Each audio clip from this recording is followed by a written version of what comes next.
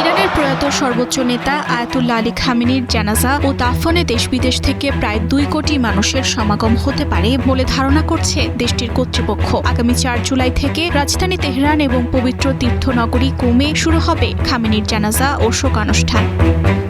ইরানের আধা সরকারি সংবাদ সংস্থা মেহের নিউজ জানিয়েছে, আগামী 9 জুলাই উত্তর পূর্বাঞ্চলীয় শহর ও খামেনির জন্মস্থান মাশহাদে তাকে দাফন করা হবে। দেশটির ঊর্ধ্বতন কর্মকর্তাদের ধারণা, শেষকৃত্য অনুষ্ঠানে দেশ-বিদেশ থেকে প্রায় 2 কোটি মানুষ অংশ নিতে পারেন।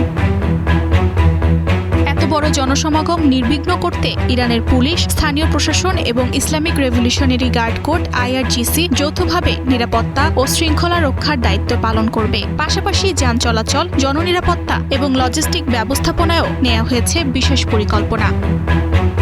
গত 28 ফেব্রুয়ারি ইসরায়েল ও যুক্তরাষ্ট্রের প্রথম দফার হামলায় তেহরানে নিজের সরকারি বাসভবনে নিহত হন 86 বছর বয়সী আয়াতুল্লাহ আলী খামেনি। নিরাপত্তাজনিত কারণে তার জানাজা ও দাফন একাধিকবার স্থগিত করা হয়েছিল। অবশেষে কয়েক মাস পর শুরু হচ্ছে তার রাষ্ট্রীয় মর্যাদার শেষ বিদায়ের আনুষ্ঠানিকতা।